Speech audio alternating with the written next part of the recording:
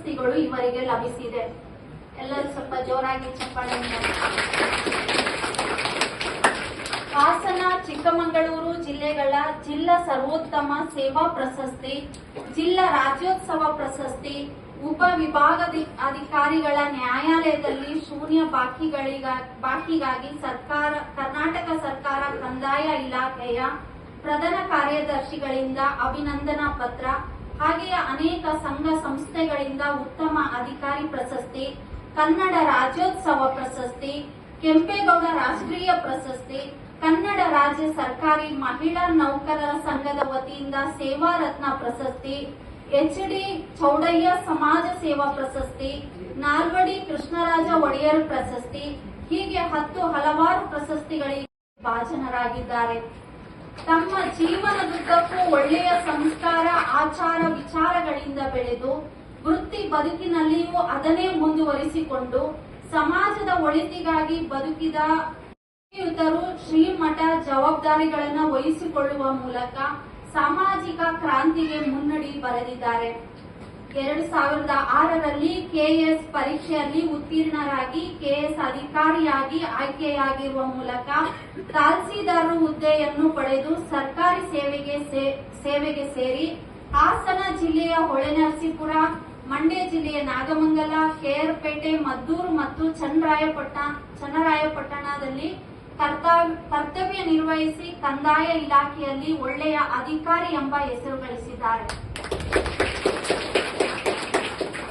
2014ರಲ್ಲಿ ಉಪವಿಭಾಗಾಧಿಕಾರಿಯಾಗಿ ವೃತ್ತಿಯಲ್ಲಿ ಬಡ್ತಿ ಪಡೆದು ಮೈಸೂರು ವೈದ್ಯಕೀಯ ಮಹಾವಿದ್ಯಾಲಯ ಮತ್ತು ಸಂಶೋಧನಾ ಸಂಸ್ಥೆಯಲ್ಲಿ ಮುಖ್ಯ ಆಡಳಿತಾಧಿಕಾರಿಯಾಗಿ ಹಾಗೂ ಪಾಂಡವಪುರ ವ್ಯವಸ್ಥಾಪಕ ನಿರ್ದೇಶಕರಾಗಿ ಸೇವೆ ಸಲ್ಲಿಸಿ ಸ್ವಯಂ ನಿವೃತ್ತಿ ಪಡೆದಿರುವ ಶ್ರೀಯುತರು ತಮ್ಮ ವೃತ್ತಿ ಬದುಕಿನಲ್ಲಿ ಎಲ್ಲಿಯೂ ಕಳಂಕ ಬರದಂತೆ ದಕ್ಷತೆ, ಪ್ರಾಮಾಣಿಕತೆ, ನಿಷ್ಠೆಯಿಂದ ಸರ್ಕಾರಿ ಸೇವೆ ಸಲ್ಲಿಸಿ ಪಾರದರ್ಶಕ ಆಡಳಿತವನ್ನು ನಡೆಸುವ ಮೂಲಕ ಪ್ರತಿಯೊಬ್ಬರ ಪ್ರೀತಿ ಗಳಿಸಿ ಪ್ರಾಮಾಣಿಕ ಅಧಿಕಾರಿ ಎಂಬ ಹೆಗ್ಗಳಿಕೆಗೆ ಪಾತ್ರರಾಗಿದ್ದಾರೆ. ಕಂದಾಯ ಇಲಾಖೆಯಲ್ಲಿ ಇವರು ಸಲ್ಲಿಸುವ ಸೇವೆ ನಿಜಕ್ಕೂ ಶ್ಲಾಘನೀಯ. ಕಂದಾಯ ಅದಾಲತ್ ಮತ್ತು ತೆರೆದ ನ್ಯಾಯಾಲಯಗಳ ಮೂಲಕ 30,000ಕ್ಕೂ ಹೆಚ್ಚು ಪ್ರಕರಣಗಳನ್ನು ಇತ್ಯರ್ಥಪಡಿಸಿದ ರಾಜ್ಯದ ಮೊದಲ ಅಧಿಕಾರಿ ಎಂಬ ಹೆಗ್ಗಳಿಕೆ ಇವರದು. ಸರ್ಕಾರಿ ಕೆರೆ ಒತ್ತುವರಿ ತೆರವು, ಅಕ್ರಮ ಮರಳು ಸಾಗಾಣಿಕೆ ತಡೆ, ಖನಿಜ ಸಂಪನ್ಮೂಲಗಳ ಸಂರಕ್ಷಣೆ ಹಾಗೂ ಅನೇಕ ಕೆರೆ ಮತ್ತು ಕಲ್ಯಾಣಗಳ ಪುನರುಜ್ಜೀವನಗೊಳಿಸುವ ಮೂಲಕ ಜಲ ಸಂರಕ್ಷಣೆಯಲ್ಲಿ ಹೆಸರು ಮಾಡಿದ್ದಾರೆ. ಉತ್ತರಾಖಂಡ ರಾಜ್ಯದ ಮೇಘ ಪ್ರವಾಹ ಸಂದರ್ಭದಲ್ಲಿ ರಾಜ್ಯ ಸರ್ಕಾರದ ಪ್ರತಿನಿಧಿಯಾಗಿ ಕರ್ತವ್ಯ ನಿರ್ವಹಿಸುವ ಇವರು ತಮ್ಮ ಆಡಳಿತ ಸೇವೆಯಂತೆ ಸಾಹಿತ್ಯ ಕ್ಷೇತ್ರದಲ್ಲಿ ಅನೇಕ ಕೃತಿಗಳನ್ನು ರಚಿಸಿದ್ದಾರೆ. ಮೂಲಾಂಶಗಳು, ಸ್ಪರ್ಧಾತ್ಮಕ ಪರೀಕ್ಷೆಗಳಿಗಾಗಿ ಭಾರತ ಇತಿಹಾಸ, ಸಾಮಾನ್ಯ ಜ್ಞಾನ, ರೈತರಿಗಾಗಿ ಕಂದಾಯ ಕಳಕಳಿ, ಯುವಕರಿಗಾಗಿ ಬುದ್ಧಿಮಾತು ಎಂಬ ಪುಸ್ತಕ, ಹೀಗೆ ಹಲವಾರು ಕೃತಿಗಳನ್ನು ರಚಿಸುವ ಮೂಲಕ ಸಾಹಿತ್ಯ ಕೃತಿಗೆ ಸಾಕ್ಷಿಯಾಗಿದ್ದಾರೆ. ಅಣ್ಣನವರ ಸಾಧನೆ ಬಹಳ ಉತ್ತಮವಾಗಿರುವಂತದ್ದು. ಇಂದು ಅಂತ ಒಂದು ಮಹಾನ್ ವ್ಯಕ್ತಿ ನಮ್ಮೆಲ್ಲರ ಸಮ್ಮುಖದಲ್ಲಿದ್ದಾರೆ. ನಿಶ್ಚಲಾನಂದ ಸ್ವಾಮೀಜಿ ಅಣ್ಣನವರ ಗೌರವ ವಿನಯದಿಂದ ಸ್ವಾಗತ. ಅಣ್ಣನವರೇ, ಸ್ವಾಗತ. ಓಂ ಶಾಂತಿ. ಬಾಬಾರವರನ್ನ ಭಕ್ತಿ ಶ್ರದ್ಧೆಯಿಂದ ಸ್ಮರಣೆ ಮಾಡಿಕೊಂಡು ಇವತ್ತು ಪ್ರಜಾಪಿತ ಬ್ರಹ್ಮಕುಮಾರಿ ಈಶ್ವರ ವಿಶ್ವವಿದ್ಯಾಲಯ ತಾವರೆಕೆರೆ ಇವತ್ತು ಕೇಂದ್ರದಲ್ಲಿ ಗುರುನಪಾಳ್ಯ ಈ ಒಂದು ಆಶ್ರಮದಲ್ಲಿ ಬಾಬಾರವರ ಮಧ್ಯಪುರವರ ಪುಣ್ಯಸ್ಮರಣೆ ಜೊತೆಗೆ ಪ್ರಜಾಪಿತ ಬ್ರಹ್ಮಕುಮಾರಿ ಈಶ್ವರ ವಿಶ್ವವಿದ್ಯಾಲಯದಲ್ಲಿ ಆ ಕಾಲದಲ್ಲಿ ಸರಿಸುಮಾರು 85-90 ವರ್ಷಗಳ ಹಿಂದೆ, 8-10 ದಶಕಗಳ ಹಿಂದೆನೆ ಎಲ್ಲವನ್ನೂ ಕೂಡ ತ್ಯಾಗ ಮಾಡಿ ಅನ್ನೋರು ಕೂಡ ಇರಲಿಲ್ಲ. ಎದ್ದು ನಿಲ್ಲೋಣ, ಮತ್ತೆ ದೃಢವಾದ ಹೆಜ್ಜೆ ಇಡೋಣ ಅನ್ನೋ ಒಂದು ಭಾವನೆಯನ್ನ ಪ್ರಜಾಪಿತ ಬ್ರಹ್ಮಕುಮಾರಿ ಈಶ್ವರ ವಿಶ್ವವಿದ್ಯಾಲಯದಲ್ಲಿ ಕಲಿಸ್ತಾರೆ. ನೀವು ಅಕ್ಕಂದಿರ ಕೈಲಿ ಅಡ್ಮಿನಿಸ್ಟ್ರೇಷನ್ ಕೊಟ್ರೆ ಎಲ್ಲ ನಾವೆಲ್ಲ ಬಹಳ ಯೋಚನೆ ಮಾಡಿದೀವಿ, ನಿಮ್ಗೆಲ್ಲ ಗೊತ್ತಿರುತ್ತೆ. ನ ಸ್ತ್ರೀ ಸ್ವತಂತ್ರ ಮರಹತಿ ಹೇಳಿದ್ರಲ್ವ, ನ ಸ್ತ್ರೀ ಸ್ವತಂತ್ರ ಮರಹತಿ, ಹೆಣ್ಣು ಸ್ವಾತಂತ್ರ್ಯಕ್ಕೆ ಅರ್ಹಳಲ್ಲ ಅಂತ ಹೇಳ್ತಿದ್ರು ಶಾಸ್ತ್ರ ಅವತ್ತು. ಅದು ಸಂಕುಚಿತ ಭಾವನೆ, ಒಂದು ನ್ಯಾರೋ ಮೈಂಡ್ ಸ್ಟೇಟಸ್. ನ ಸ್ತ್ರೀ ಸ್ವತಂತ್ರ ಮರಹತಿ, ಹೆಣ್ಣು ಸ್ವಾತಂತ್ರ್ಯಕ್ಕೆ ಅರ್ಹಳಲ್ಲ. ಆದ್ರೆ ಅದನ್ನ ಉಲ್ಟಾ ಮಾಡಿದ್ದಾರೆ, ಅದನ್ನ ಉಲ್ಟಾ ಮಾಡಿದ್ದಾರೆ. ಅಂದ್ರೆ ಹೆಣ್ಣು ಮಕ್ಕಳು ಕೂಡ ಒಂದು ದೊಡ್ಡ ಪ್ರಪಂಚದ ಅತ್ಯಂತ ಅದ್ಭುತವಾದ ಒಂದು ವಿಶಾಲವಾದಂತಹ ಒಂದು ಆತ್ಮಗಳಿಗೆ ಅಮೃತವನ್ನ ಉಣಿಸುವ ಒಂದು ದೊಡ್ಡ ಪೈಪಲ್ ಟ್ರೀ, ಅರಳಿ ಮರ, ಬೋಧಿ ವೃಕ್ಷ. It's a very big peepal tree for the entire world. Gautama ಬುದ್ಧನಿಗೆ ಬೋಧಿ ವೃಕ್ಷದ ಕೆಳಗಡೆ ಜ್ಞಾನೋದಯ ಆಯ್ತು ಅಂತ ನಾವೆಲ್ಲ ಓದ್ಕೊಳ್ತೀವಿ ಹಿಸ್ಟ್ರಿಯಲ್ಲಿ, ಏನ್ಷಿಯಂಟ್ ಇಂಡಿಯನ್ ಹಿಸ್ಟ್ರಿ ಅಲ್ವಾ. ಪೈಪಲ್ ಟ್ರೀ, ಅರಳಿ ಮರ ಅಂತ ಹೇಳ್ತಾರೆ. Scientifically and also spiritually it is the true, it is true. ಅಂತ ಒಂದು ದೊಡ್ಡ ಬೃಹತ್ ಅರಳಿ ಮರ ಇವತ್ತು ಜಗತ್ತಿನಲ್ಲಿ ನಿರ್ಮಾಣ ಆಗಿದೆ. ಸುಮಾರು 143 ದೇಶಗಳಲ್ಲಿ ಇದರ ಮುಖ್ಯ ಸಂಸ್ಥೆಗಳಿದ್ದಾವೆ. ಅದರಲ್ಲಿ ಸಾವಿರಾರು ಅಥವಾ 1 ಲಕ್ಷ ಇರ್ಬೋದೇನೋ. 143 ದೇಶಗಳು ಬ್ರಾಂಚಸ್ ತಗೊಂಡ್ರೆ ಅವೆಲ್ಲ ಬ್ರಾಂಚಸ್, ಕೌಲುಗಳು.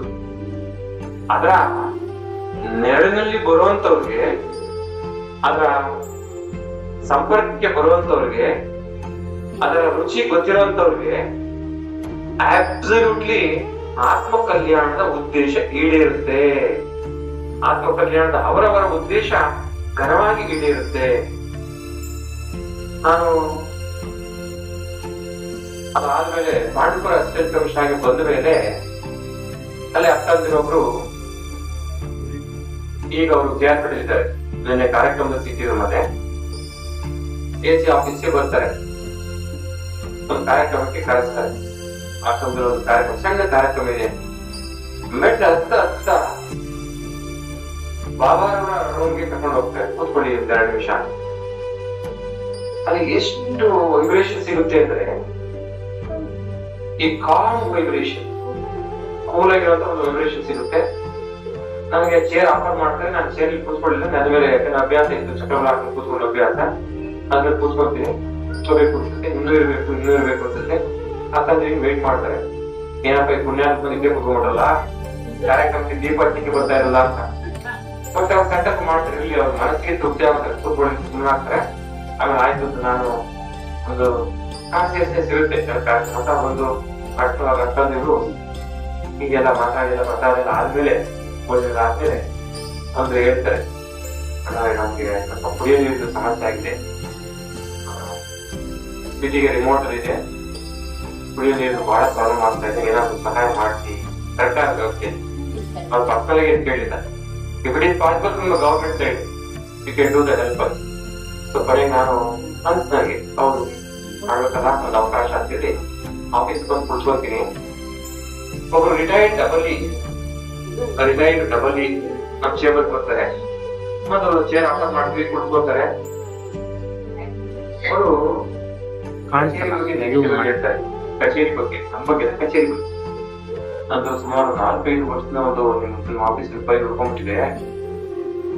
ನಾವು ಒಂದು ಲ್ಯಾಂಡ್ ಪರ್ಚೇಸ್ ಮಾಡ್ತೀವಿ, ನಿಮ್ಮ ವಿಲೇಜ್ ಅಕೌಂಟೆಂಟ್ ಒಬ್ರು ತಕರಾರು ಹಾಕಿ ಸರ್ಕಾರ ಆಫೀಸಿಂದ AC ಆಫೀಸ್ ಹೋಗಿದೆ, ನಮ್ಮನೆ ದುಡ್ಡು, ನಂದು ಪೆನ್ಷನ್ ದುಡ್ಡು, ರೈತರ ಜಮೀನ್ ತಗೊಂಡಿದ್ದೀನಿ, ಇವರು rule 79 section 79 of Karnataka land reforms act apply ಆಗುತ್ತೆ, ಇಟ್ಸ್ ಇಲ್ಲಿಗಲ್ ಟ್ರಾನ್ಸಾಕ್ಷನ್ ಅಂತ ಹೇಳಿ ಸರ್ಕಾರಕ್ಕೆ ಬರೀಬೇಕು ಅಂತ ಹೇಳಿ ರಿಪೋರ್ಟ್ ಹಾಕ್ತಿದ್ದಾರೆ.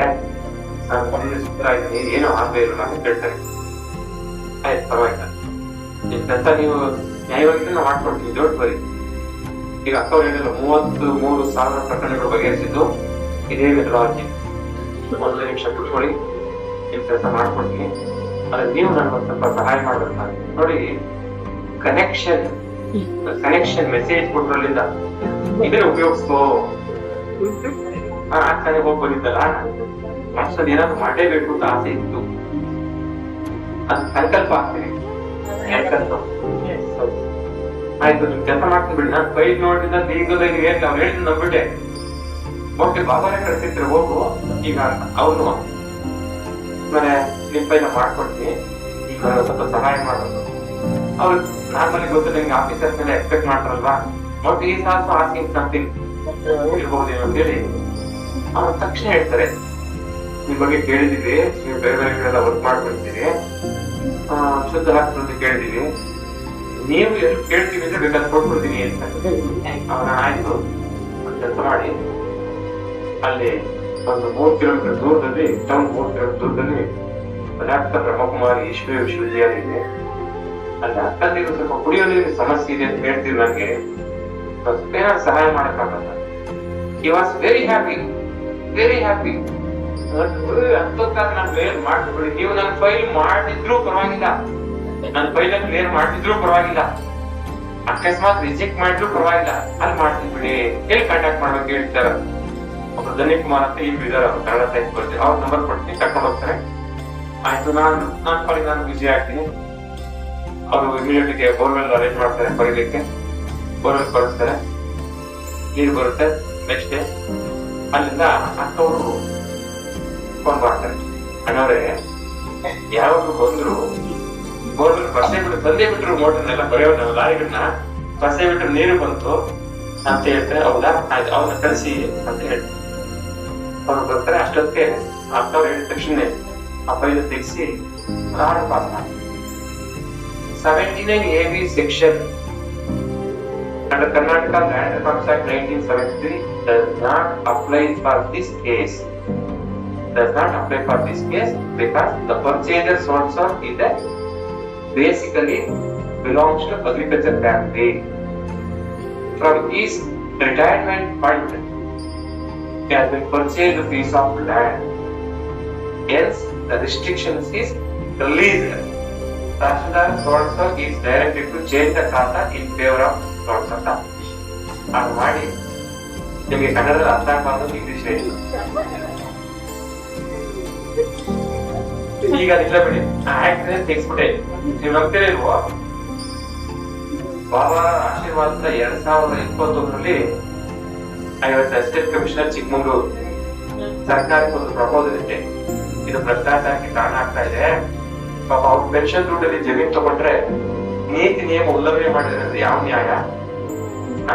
ಅವ್ರಿಗೆ ಖುಷಿ ಮಾಡ್ಬೇಕು ಅಂತ ಆಸಕ್ತಿ ಇದೆ, ಒಂದ್ 2-3 ಎಕರೆ ಜಮೀನ್ ತಗೊಂಡಿದ್ದಾರೆ, ಏನ್ 2 ಲಕ್ಷ ರೂಪಾಯಿ ಮೇಲೆ ತಗೊಂಡಿದ್ದಾರೆ ಅಂತ ಆ ಕಾಯ್ದೆ ಅದು ಕಂಪ್ಲೀಟ್ ರಿಪೇರಿ ಮಾಡ್ಬಿಟ್ಟು ಬಿಜೆಪಿ ಸರ್ಕಾರ ರಿಕ್ವೆಸ್ಟ್ ಮಾಡಿದ್ರೆ ಅಶೋಕ್ ಅವರು ಮಂತ್ರಿಗಳಿದ್ರು, ಅದು ತೆಗೆಸ್ಬಿಟ್ಟು ಈಗ 7 ಇಲ್ಲ ಕರ್ನಾಟಕ ಲ್ಯಾಂಡ್ ರೆಕಾರ್ಡ್ಸ್ ಆಕ್ಟ್ ಯಾರು ಬೇಕಾದ್ರೂ ಜಮೀನು ಮಾತಿರ್ಲಿಲ್ಲ ಗೊತ್ತನಿಗೆ. ಅದು ಬಹಳಷ್ಟು ಇತ್ತು. 2 ಲಕ್ಷ ರೂಪಾಯಿಗಳ ಮೇಲೆ ಮೌಲ್ಯದ ಕೃಷಿ ಭೂಮಿಯನ್ನ ಯಾರು ಕೂಡ ಪರ್ಚೇಸ್ ಮಾಡಿದ್ರೆ ಅದನ್ನ ಅಗ್ರಿಕಲ್ಚರ್ ರೈತನೇ ಆಗಿರ್ಬೇಕು ಈಗ ಅದನ್ನ ತೆಗೆದಿದ್ದಾರೆ. ಅದು ಶಕ್ತಿ ಕೊಟ್ಟೆ ಆರ್ಟಿಸ್ಟ್ ವಿಷಯ ಆಗಿರ್ಬೋದು. ನನಗೆ ಬಹಳ ಸಂತೋಷ ಆಯ್ತು. ನನ್ನ ನಂಬಿಕೆ ಹೊಡಿತು. ಅದು ನನಗೆ ಡೈರೆಕ್ಟ್ ಕನೆಕ್ಟಿವಿಟಿ ಸಿಕ್ಬಿಟ್ಟಿತ್ತು ಅನ್ಬೇಕು. ಸೊ ಅಲ್ಲಿಂದ ಹಾಸನ್ಗೆ ಹೋದೆ. ಹಾಸನಲ್ಲಿ ನಂಬ್ತಿರೋ ಮೀರಕ್ಕವರು ಈಗ 3 ವರ್ಷ ಈ ತಾಯಿ ತನ್ನ ಮಗುನ ಮಡ್ಲಲ್ಲಿ ಹಾಕೊಂಡು ಕರ್ಕೊಂಡು ಹೋಗ್ತಾರಲ್ಲ, ಹಂಗೆ ಮೌಂಟ್ ಅಬು ಕರ್ಕೊಂಡು ಹೋಗ್ಬೇಕು. ಮೌಂಟ್ ಅಬುಗೆ 3 ವರ್ಷ ನಾನು ಅಷ್ಟು ಬಿಸಿ ಇದ್ರು ಕೂಡ, ಯಾಕೆಂದ್ರೆ ಹಾಸನ ಅಸಿಸ್ಟೆಂಟ್ ಕಮಿಷನರ್ ಅಂದ್ರೆ ಹೆಡ್ ಕ್ವಾರ್ಟರ್, ಅವರು ಕೆಲಸ ಇರುತ್ತೆ ಹೆಡ್ ಕ್ವಾರ್ಟರ್ ಪ್ರೋಟೋಕಾಲ್ ಪ್ರೋಗ್ರಾಮ್ಸ್ ಎಲ್ಲೂ ಜಾಸ್ತಿ. ಆದ್ರೂ ಕೂಡ ಅಲ್ಲೂ ಕೂಡ ಸಂಕಲ್ಪ ಮನಸ್ಸು ಮಾಡಿದ್ರೆ ಭಗವಂತನೇ ದಾರಿ ತೋರಿಸ್ತಾನೆ. ಅವರೇ ತೋರಿಸ್ಬಿಡ್ತಾರೆ, ರಾಜ್ಯಗಳನ್ನ ಅವರೇ ಕೊಟ್ಬಿಡ್ತಾರೆ, ಎಲ್ಲರೂ ಫ್ರೀನೇ ಮಾಡ್ಬಿಡ್ತಾರೆ ಅಲ್ವಾ. ಸೊ ಅಲ್ಲಿ 3 ಸಲ ಮೌಂಟ್ ಅಬು ಹೋಗಿದೆ. ಇಲ್ಲಿ ಎಷ್ಟು ದಿನ ಮೌಂಟ್ ಅಬು ನೋಡಿದ್ರಿ ಎಲ್ರು? ಅಕ್ಕಂದಿ ನೋಡಿಲ್ಲ? ನೀವು ನೋಡಿದ್ರಲ್ಲ? ಗಂಧಕದ ಅಕ್ಕ ನೋಡಿದ್ರ? ಯಾರು ನೋಡಿಲ್ಲ ಕೇಳ್ತಿ. ನೋಡಿಲ್ಲ ಯಾರು ನೋಡಿಲ್ಲ ಅಂದ್ರೆ ಈ ಸಲ ನವೆಂಬರ್ ನಲ್ಲಿ ನಾವು ಎಲ್ಲ ಬರ್ತಾ ಇದೀವಿ. ಬಂದು ನೋಡಿ ಅಲ್ಲಿ ಸ್ವರ್ಗ. It's an heaven. ಸ್ವರ್ಗ. ನಾವು ಸನ್ಯಾಸತ್ವ ತಗೊಂಡ್ಮೇಲೂ ಕೂಡ ಮೈಸೂರಿನ ಲಕ್ಷ್ಮೀ ಬೆನರ್ಜಿ ಅವರು ಕರ್ಕೊಂಡೋಗಿದ್ರು ಆ ಕಾರ್ಯಕ್ರಮಕ್ಕೆ. ಒಂದು ಸ್ಪೀಚ್ ಮಾಡ್ಲಿಕ್ಕೆ ಅವಕಾಶ ಕೊಟ್ಟರು ಇಂಟರ್ನ್ಯಾಷನಲ್ ಕಾನ್ಫರೆನ್ಸ್ ನಲ್ಲಿ. ಲಕ್ಷ್ಮೀ ಬೆನರ್ಜಿ ಗೊತ್ತಾ? ದೊಡ್ಡ ಆಸ್ತಿ. ಪ್ರಜಾಪಿತ ಬ್ರಹ್ಮಕುಮಾರಿ ವಿಶ್ವವಿದ್ಯಾಲಯಕ್ಕೆ ಶೀಸ್ ಅನ್ ಅಸೆಟ್, ಅಲ್ಲ ವ್ಯಾಲ್ಯೂಬಲ್ ಅಸೆಟ್ ಅಂತ ಸಾಕಷ್ಟು ನಮ್ಗೆ ಪರಿಚಯ ಇದೆ. ನಮ್ಮ ಮಂಡ್ಯದ ಶಾರದಕ್ಕವರು ಬೆನರ್ಜಿಯವರು, ಶಾರದಾ ಬೆನರ್ಜಿಯವರು, ಅವರಷ್ಟೇ ಅಡಿಷನಲ್ ಡಿ ಸಿ ಇದ್ದಾಗ ಆತನ ಮುಗಿಸಿ ಅಡಿಷನಲ್ ಡಿ ಸಿ ಆಗಿ ಮಂಡ್ಯಕ್ಕೆ ಒಂದು ಚಿಕ್ಕಮಗಳೂರು ಹೋದಲ್ಲಿ ಭಾಗ್ಯಕ್ಕೆ ಹೋಗ್ತಿದ್ದಾರೆ. ಅವರು ಅಷ್ಟೇ ಪ್ರತಿ ದಿವಸ ಸಹಾಯ ಕಟ್ಬಿಡೋದು ನಮ್ಮ ಮನೆಯದಕ್ಕೆ. ನಾನು ನಡ್ಕೊಂಡ್ ರೋಡಲ್ಲಿ ನಡ್ಕೊಂಡ್ ಬರ್ತಿದ್ದೆ. ಅದು 2.5 ಕಿಲೋಮೀಟರ್ ಆಗುತ್ತೆ. ಚಿಕ್ಕಮಗಳೂರು ಔಟ್ ದೇಶ ಪಡೆದು ಅಲ್ಲಿ ಅಷ್ಟೊತ್ತಿಗೆ ಒಂದು ಪೇಪರ್ ನ್ಯೂಸ್ ಬಂದ್ಬಿಡ್ತು. ಚಿತ್ರದುರ್ಗದಲ್ಲಿ ಒಬ್ಬ ಅಸಿಸ್ಟೆಂಟ್ ಕಮಿಷನರ್ ಪ್ರಸನ್ನ ಅಂತ ನಮ್ಮ ಬ್ಯಾಚ್ಮೇಟ್, ಅವ್ರು ರೋಡಲ್ಲಿ ವಾಕ್ ಮಾಡ್ಬೇಕಾದ್ರೆ ಬೆಳಗ್ಗೆ ಹೊತ್ತು ಯಾರೋ ಒಂದು ಸ್ಕೂಟರ್ಲಿ ಹೊಡೆದು ಸಾಯಿಸ್ಬಿಟ್ಟಿದ್ದ ಅಸಿಸ್ಟೆಂಟ್ ಕಮಿಷನರ್ಗೆ. ಹಾಗಾಗಿ ಅದು ಗೊತ್ತಾಗ್ಬಿಟ್ಟು ಭಾಗ್ಯಕ್ಕೆ ನಡ್ಕೊಂಡ್ ಬರ್ಬೇಡಿ ನೀವು ಅಂತ ಹೇಳಿ ಒಬ್ರದ್ದು ಆಶ್ರಮಕ್ಕೆ ಒಬ್ರು ಕ್ಲಾಸ್ ಬರ್ತಿಲ್ಲ, ಅವ್ರನ್ನ ಕರ್ಕೊಂಡ್ ಬಿಡೋದು, ಟೀಚಿಂಗ್ ಕೊಡಿಸಿ ಆಮೇಲೆ ತಗೊಂಡು ಬಿಡೋದು. ಆಮೇಲೆ ನಾನು ಆಫೀಸ್ ಹೋಗ್ತಾ ಇದ್ದೆ. ಇದೆಲ್ಲ ಅದ್ಭುತವಾದ ಅನುಭವಗಳು ಪ್ರಜಾಪಿತ ಬ್ರಹ್ಮಕುಮಾರಿ ಈಶ್ವರ ವಿಶ್ವವಿದ್ಯಾಲಯದ ಸಂಪರ್ಕಕ್ಕೆ ಬಂದ್ಮೇಲೆ. ಅದಾದ್ಮೇಲೆ ಮಂಡ್ಯಕ್ಕೆ ಬಂದ್ರೆ ಬಂದ್ಮೇಲೆ ಶಾರದಾ ಬೆನರ್ಜಿಯವರು ನಮ್ಮ ಎಲ್ಲ ಅಧಿಕಾರಿಗಳೇನು ಇದ್ರಲ್ಲ ಅವ್ರಿಗೆಲ್ಲರೂ ಕೂಡ ವಿಶೇಷವಾಗಿ ಕ್ಲಾಸ್ ಕೊಡ್ಸೋದು, ಸಪರೇಟ್ ರಾಜಯೋಗದ ಬಗ್ಗೆನೆ ಹಾಫ್ ಡೇ ಅವ್ರಿಗೆಲ್ಲ ರಜೆ ಕೊಡಿಸಿ ನಮ್ಮ ಕಡೆ ಜಿಲ್ಲಾ ಪಂಚಾಯತ್ ಸಭಾಂಗಣ ಕೂರಿಸಿ ಅವ್ರಿಗೆ ತರಬೇತಿ ಕೊಡ್ಸೋದು. ಯಾರಾದ್ರೂ ಹೊಸದಾಗಿ ನೇಮಕಾತಿ ಆದ್ರೆ ಕ್ಲರ್ಕ್ಗಳು ಅಥವಾ ವಿಲೇಜ್ ಕೊಟ್ಟು ನೇಮಕಾತಿ ಆದ್ರೆ 50-20 ಜನಕ್ಕೆ ಆಶ್ರಮಕ್ಕೆ ಕರ್ಕೊಂಡು ಹೋಗಿ ಹಾಫ್ ಡೇ ಕ್ಲಾಸ್ ಅಂತ ಕೊಡ್ತಾ ಇದ್ವಿ. ನಿಮ್ಮ ವೃತ್ತಿಯಲ್ಲಿ ಹೇಗೆ ಸಂಚಾರಕ್ಕೆ ಇಟ್ಕೋಬೇಕು, ನಿಷ್ಠೆ ಇಟ್ಕೋಬೇಕು, ನಂಬಿಕೆ ಇಟ್ಕೋಬೇಕು, ಶ್ರದ್ಧೆ ಇಟ್ಕೋಬೇಕು ಅಂತ ಹೇಳಿ ಅಲ್ಲಿಗೆ ಅದು ಮುಗಿತು. ಅದು ಪೂರ್ವಾಶ್ರಮದ್ದು. ಪ್ರಜಾಪಿತ ಬ್ರಹ್ಮಕುಮಾರಿ ಈಶ್ವರ ವಿಶ್ವವಿದ್ಯಾಲಯದಲ್ಲಿ ನಾವು ಕಂಡುಕೊಂಡಾಗ 2 ಬಹು ಮುಖ್ಯವಾದಂತಹ ಸಂಗತಿಗಳು, ವೆರಿ ಇಂಪಾರ್ಟೆಂಟ್ ಟು ಇಶ್ಯೂಸ್. ಒಂದು ಸೇವೆ, ಸರ್ವಿಸ್, ಇನ್ನೊಂದು ತ್ಯಾಗ. ಬಹುತೇಕ ಅಕ್ಕಂದಿರು ಮತ್ತು ಅಣ್ಣಂದಿರಲ್ಲಿ ಈ ಸೇವೆ ಮತ್ತು ತ್ಯಾಗ ಯಾರಿಗೂ ಪ್ರಕಟ ಆಗಲ್ಲ. ಏನಾದ್ರು ಬ್ರೀಡ್ ಡ್ರೆಸ್ ಹಾಕೊಂಡ್ರೆ ಏನೋ ಕೆಲಸ ಮಾಡ್ತಾರೆ ಅನ್ಕೊಂಡ್ಬಿಡುತ್ತೆ ಸಮಾಜ. ಹೊರಗಡೆ ನೋಡಿದವ್ರಿಗೆ ಇವ್ರದ್ದೇನ್ ಕಾಂಟ್ರಿಬ್ಯೂಷನ್ ಅಂತ ಅನ್ಕೋತಾರೆ. ನಾವೆಲ್ಲ ಏನ್ಕೋತೀವಿ, ಏನೋ ಒಂದು ಆಶ್ರಮ ಕಟ್ಕೊಂಡು ಏನೋ ಕೆಲಸ ಮಾಡ್ತಾರೆ ಅಂತಾರೆ. ಸೇವೆ ಅಂತಂದ್ರೆ ದೊಡ್ಡವ್ರು ಹೇಳ್ತಾರೆ ಒಂದ್ ಕಡೆ philosopher, service is not A work. Service is not A work ಅಲ್ಲ. ನಾವು ನೌಕರಿಗೆ ಅಂತಾರ ಕೆಲಸ ಮಾಡ್ತಾರೆ ಅಂತಾರೆ, ಒಂದ್ಸಲ ಸೇವೆ ಮಾಡಿದ್ರೆ ಅಂತಾರೆ. 25 ವರ್ಷ ಸೇವೆ. ನಾನು 25 ವರ್ಷ ಸರ್ವಿಸ್ ಮಾಡಿದ್ದು as A KS officer official ಆಗಿ. ನಾನು ಇನ್ನು 10-12 ವರ್ಷ ಇತ್ತು ರಿಸೈನ್ ಮಾಡಿ. ಈ ಕೆಲಸ ಅಂದ್ರೆ ಸೇವೆ ಅಂತ ಅನ್ಕೊಳ್ಳೋಣ. ಸೇವೆ ಅಂದ್ರೆ ಏನು? What is meant by service? ಈಗ ಅಕ್ಕಂದಿರು ಸೇವೆ ಮಾಡಿ ಅಂತಾರೆ, ಅವರು ಕೂಡ ಸ್ವತಃ ಮಾಡ್ತಾರೆ. ಒಂದವ್ರ ಬಂದು ಹೇಳ್ಕೊಡ್ತಾರೆ ಸೇವೆ ಮಾಡಿ, ಭಗವಂತನ ಕೃಪೆಗೆ ಪಾತ್ರರಾಗಿ, ಭಗವಂತ ಕೃಪೆಗೆ ಪಾತ್ರರಾಗಿ. ಅದು ವಿಸಿಬಲಿ ಇನ್ವಿಸಿಬಲಿ ಸೇವೆ ಮಾಡಿ ಅಂತ. ನಾನು ಒಳ್ಳೆ ಮಾತುಗಳನ್ನಾದ್ರೂ ಮಾಡಿ, ಸಾಂತ್ವನ ಮಾಡಿ, ಒಳ್ಳೆ ಪ್ರಜ್ಞೆನ ಮೂಡಿಸಿ, ಆತ್ಮ ದೃಷ್ಟಿಕೋನ ತಗೊಂಡು ಹೇಳಿ ಭಗವಂತನ ನಾಮಸ್ಮರಣೆಯಲ್ಲೇ ಜೀವನವನ್ನ ನಡೆಸೋವಂತ ಒಂದು ಭಾವನೆಯನ್ನು ಮೂಡಿಸಿ ಅದು ಸರ್ವಿಸ್. ಹಾಗಾದ್ರೆ ಏನು ಸೇವೆ ಅಂದ್ರೆ ಉದ್ದೇಶ ಅಥವಾ ಅದರ ಅರ್ಥ? ಈಗ ನಮ್ಮ ಆಶ್ರಮದಲ್ಲಿ ನಮ್ಮ ಗುರುಗಳು ಕುಮಾರ ಚಂದ್ರಶೇಖರನಾಥ ಸ್ವಾಮಿಗಳು ವಿಶೇಷವಾಗಿ ಹುಟ್ಟು ಹಬ್ಬವನ್ನು ಚೆನ್ನಾಗಿ ಆಚರಣೆ ಮಾಡ್ಬೇಕು ಅಂತೇಳಿ ಬೆಂಗಳೂರಿನವರು ಮತ್ತೆ ಉಷಾಕ್ತವರು ಎಲ್ರಿಗೂ ಕುಮಾರ್ದವರು ಎಲ್ಲರೂ ಬಂದ್ರು. ನನಗೆ ಎಷ್ಟು ಪ್ರಬಲವಾದ ನಂಬಿಕೆ ಬಂತು ಅಂದ್ರೆ ಇನ್ನ ಒಂದು 5-6 ದಿವಸ ಇದೆ ಅಷ್ಟೇನೆ, ಎಲ್ಲ ಇನ್ವಿಟೇಷನ್ ರೆಡಿ ಆಗ್ಬಿಟ್ಟಿದೆ.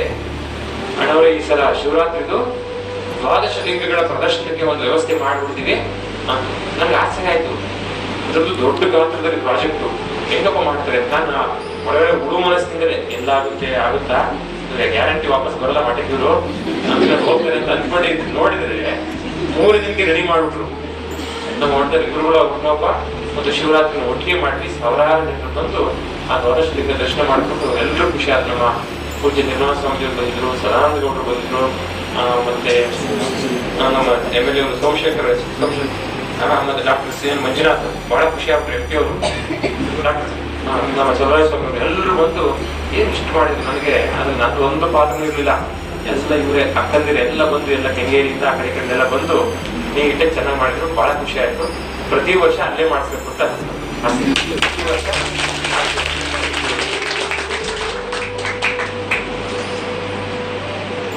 ವರ್ಕ್ ಅಂದ್ರೆ ಸರ್ವಿಸ್, ಒಂದು ಅಫಿಷಿಯಲ್ ಲ್ಯಾಂಗ್ವೇಜ್ ಅಲ್ಲಿ ವರ್ಕ್ ಅಂದ್ರೆ ಸರ್ವಿಸ್ ಅಂತಿದೆ.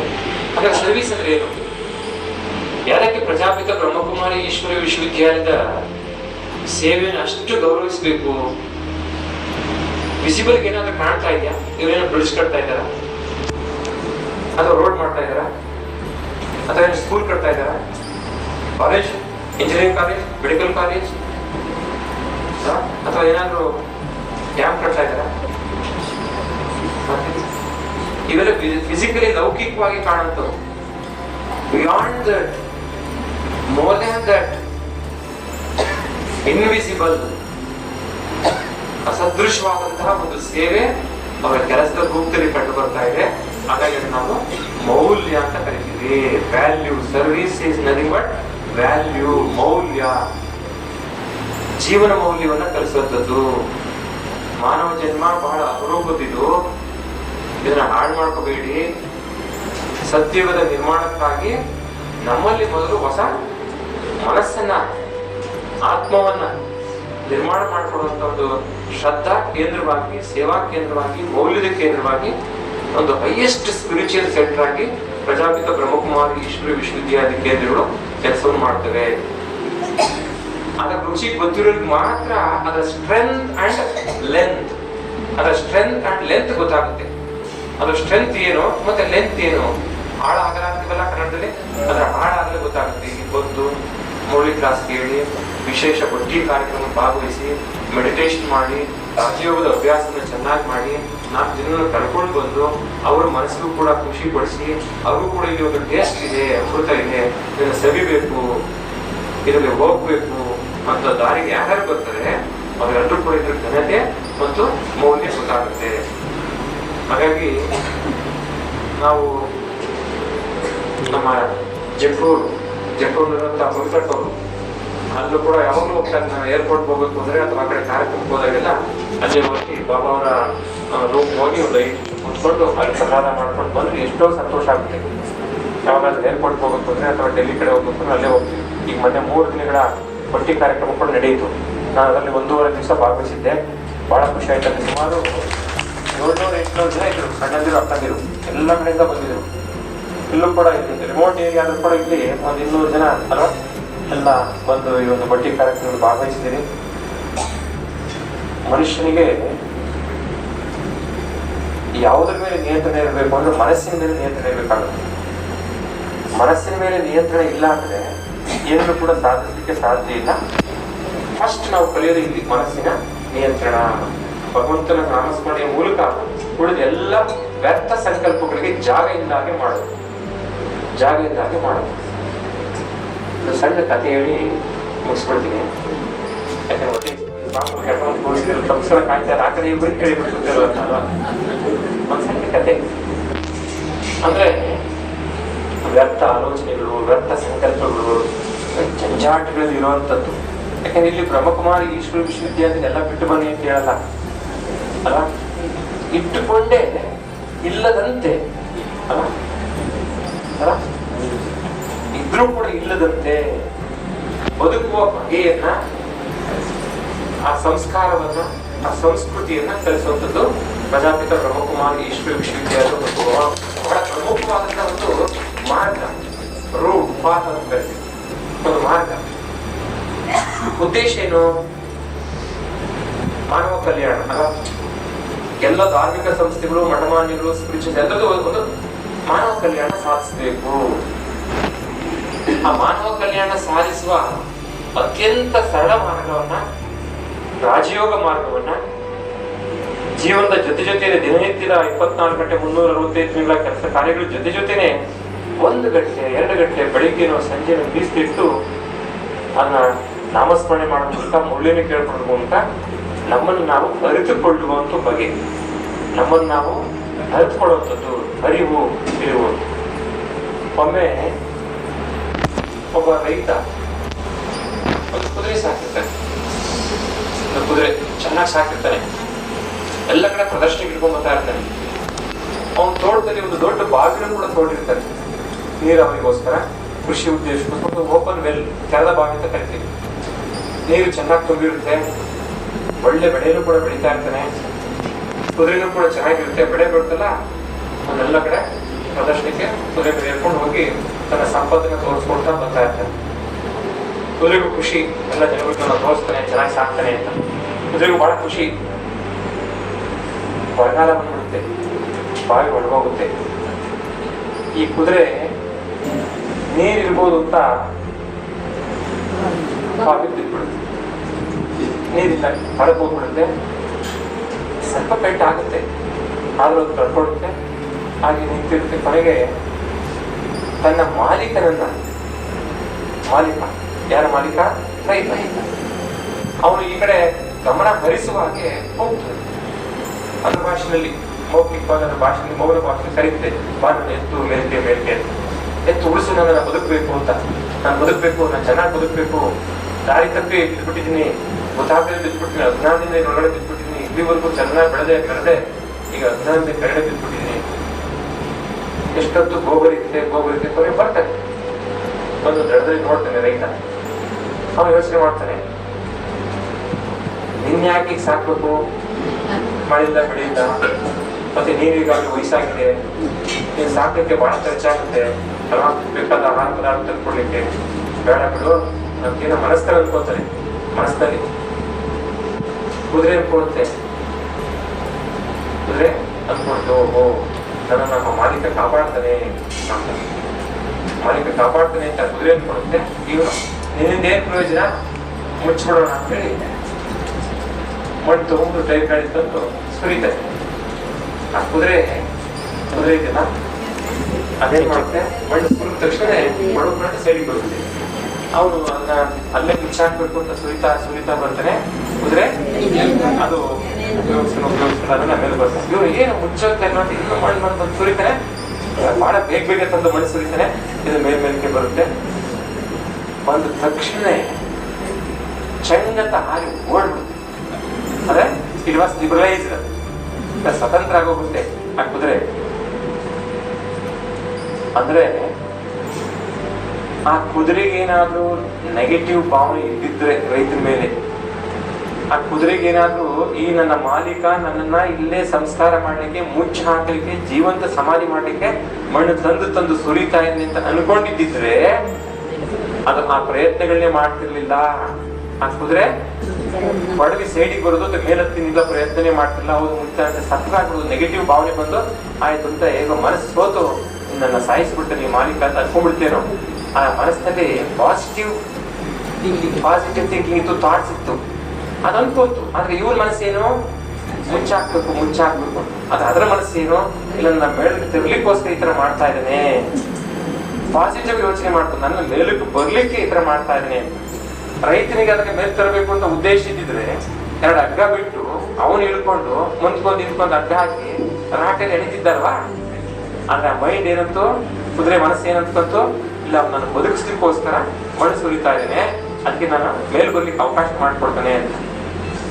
ಹಾಗೆ ನಾವು ಧನಾತ್ಮಕವಾದ ಭಾವನೆ ಇಟ್ಕೊಂಡು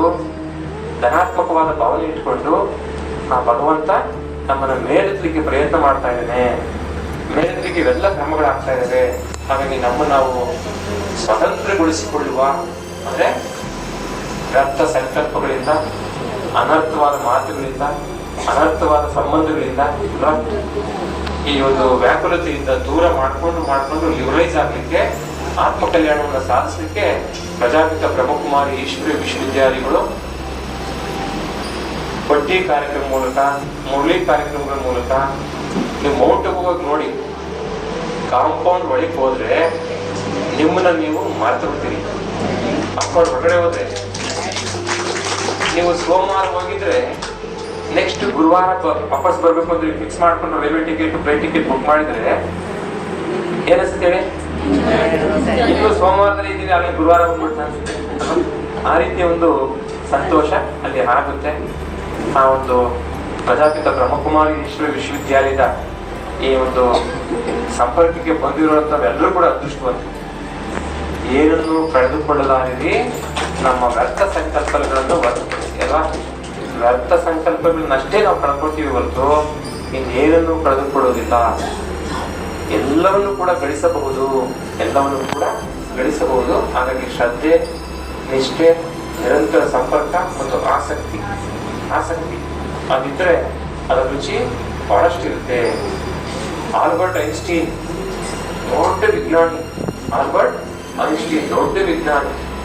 ಅವನು ಅನ್ಕೊಂಡ್ಬಿಟ್ಟಿದ್ದ ವಿಜ್ಞಾನ ಮಾತ್ರ ಈ ಜಗತ್ತಿನ ಸತ್ಯ, science is only the supreme, ಉಳಿದವೆಲ್ಲ ನಗಣ್ಯ ಅಂತ, ಸ್ಪಿರಿಚುಯಾಲಿಟಿ ಅದು ಇದೆಲ್ಲ ನಗಣ್ಯ. ಅವರಿಗೆ ಆದ್ರೂ ವಯಸ್ಸಾಗ್ತಾ ಅಂತ ಸಂಶೋಧನೆಗಳು ಮಾಡಿದ ಮೇಲೆ ಈ ಜಗತ್ತಿನಲ್ಲಿ ಆದಂತ ಯುದ್ಧಗಳು, ಮಾನವ ಹತ್ಯೆಗಳು, ಗೊತ್ತಲ್ಲ ನಿಮಗೆ ಜಪಾನ್ 2ನೇ ಮಹಾಯುದ್ಧ, ಹಿಟ್ಲರ್ ಮುಸ್ಲಿಂ ಇವೆಲ್ಲ ಮಾಡಿದ ಕೆಲಸ ಗೊತ್ತಲ್ಲ ನನಗೆ. ಮೊದಲನೇ ಮತ್ತು 2ನೇ ಮಹಾಯುದ್ಧದಾದಂತ ಮಾನವ ಹತ್ಯೆ ಘನಘೋರ ದುರಂತ ನೋಡಿ ನಾನು ಯೋಚನೆ ಮಾಡ್ತೇನೆ, ವಿಜ್ಞಾನವಷ್ಟೇ ಅಂತಿಮವಲ್ಲ, beyond the science, beyond the science, ವಿಜ್ಞಾನದ ಆಚೆಗೆ ಒಂದಿದೆ, ದಟ್ ಈಸ್ ಸುಪ್ರೀಂ ಎನರ್ಜಿ, ಅದು ಸ್ಪಿರಿಚುಯಾಲಿಟಿ, ಪಾರಮಾರ್ಥ, ಆಧ್ಯಾತ್ಮಿಕತೆ, ಅದೇ ಅಂತಿಮ.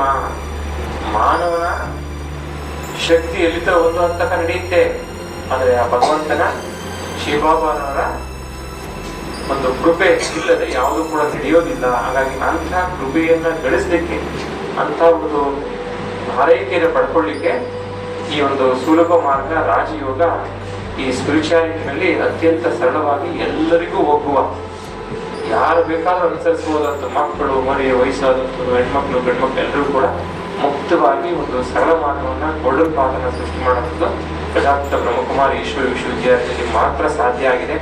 ಹಾಗಾಗಿ ನಾವು ಬ್ರಹ್ಮಬಾಬಾ ಅವರಿಗೆ ವಿಶೇಷವಾಗಿ ಅವರು ಎಲ್ಲವನ್ನೂ ತ್ಯಾಗ ಮಾಡಿ ಸಂಸ್ಥೆ ಕಟ್ಟಿದ್ದಾರೆ 90 ವರ್ಷ ಹಿಂದೆ. ಎಲ್ಲವನ್ನೂ ತ್ಯಾಗ ಮಾಡಿ ಸಂಯಮಶೀಲತೆ, ಮಾತೃತ್ವ, ದೈವಪರತೆ ಇವೆಲ್ಲವೂ ಕೂಡ ಇರೋದು ಹೆಣ್ಣು ಮಕ್ಕಳಲ್ಲಿ ಜಾಸ್ತಿ ಇದ್ದ ತಾಯಿಗೆ ಸ್ಥಾನಮಾನ ಕೊಟ್ಟು ಅವ್ರ ಕಡೆ ನಡೆಸ್ತಾ ಇದ್ದಾರೆ. ಅಲ್ವಾ? ಅಕಸ್ಮಾತ್ ಗಂಡು ಮಕ್ಕಳಿಗೆ ಏನಾದ್ರು, ಗಂಡಸರಿಗೆ ಏನಾದ್ರು ಆಧ್ಯಾತ್ಮಿಕ ಅನುಭವ ಕೊಟ್ಟಿದ್ರೆ ಎಲ್ಲ ಹೊಡೆದಿಷ್ಟಕ್ಕೆ ಚಿತ್ರ ಮಾಡ್ಬಿಡ್ತಿದ್ರು, ಭಾವಚಿತ್ರ ಮಾಡ್ಬಿಡ್ತಿದ್ರು. ಹಾಗಾಗಿ ಅತ್ಯಂತ ಸಂಯಮಶೀಲ ಮನಸ್ಸಿರುವಂತ ತಾಯಂದಿರಿಗೆ ಒಂದು ಜವಾಬ್ದಾರಿ ಕೊಟ್ಟಿದ್ದಕ್ಕೋಸ್ಕರ ಎಲ್ಲ ಕಡೆ ಸುಲಲಿತವಾಗಿ ಆ ಭಗವಂತನ ಒಂದು ಆ ಶಿವಬಾಬಾರವರ ಕೃಪೆಯಿಂದ ಎಲ್ಲ ಕಡೆ ಒಂದು ಅವಕಾಶಗಳು ಸುತ್ತಮುತ್ತ ನೆರೆಹೊರೆಯವರಿಗೆ ಸಿಗ್ತಾ ಇರೋದು ಬಹಳ ಒಂದು ಒಳ್ಳೆಯ ಕೆಲಸ. ಹಾಗಾಗಿ ಈ ಒಂದು ಕೆಲಸ ಅಂತ, ಇದು ಸೇವೆ ಅಂತ, ಒಂದು ಮೌಲ್ಯ, ಇದು ವ್ಯಾಲ್ಯೂ ಎಡಿಷನ್, ಮೌಲ್ಯವರ್ಧನೆಯ ಕೆಲಸವನ್ನ ಆತ್ಮಗಳ ಮೂಲಕ, ಆತ್ಮ ಕಲ್ಯಾಣದ ಮೂಲಕ ಮಾಡ್ತಾ ಇರೋ ಸಂದರ್ಭದಲ್ಲಿ ಇವತ್ತು ಏನು ಪಟ್ಟಿ ಕಾರ್ಯಕ್ರಮ ಇದೆ, ಒಂದು ಇದು ಬರೀತಾರೆ. ಈ ಪಟ್ಟಿ ಕಾರ್ಯಕ್ರಮದಲ್ಲಿ ನನಗೂ ಇನ್ನೂ 2-3 ಕಾರ್ಯಕ್ರಮಗಳಿದ್ದಾರೆ, ಬೇರೆ ಹೋಗ್ಬೇಕು. ಬಹಳ ಪ್ರೀತಿಯಿಂದ ನಮ್ಮನ್ನ ಕರೆಸಿ ನಮ್ಮ ಅನುಭವಗಳನ್ನ ಹೇಳ್ಕೊಳ್ಳಿಕ್ಕೆ ಅವಕಾಶ ಮಾಡಿಕೊಟ್ಟಿದ್ದಕ್ಕಾಗಿ ಎಲ್ಲ ಅಕ್ಕಂದರಿಗೆ ಮತ್ತು ತಮ್ಮೆಲ್ಲರಿಗೂ ಓಂ ಶಾಂತಿ.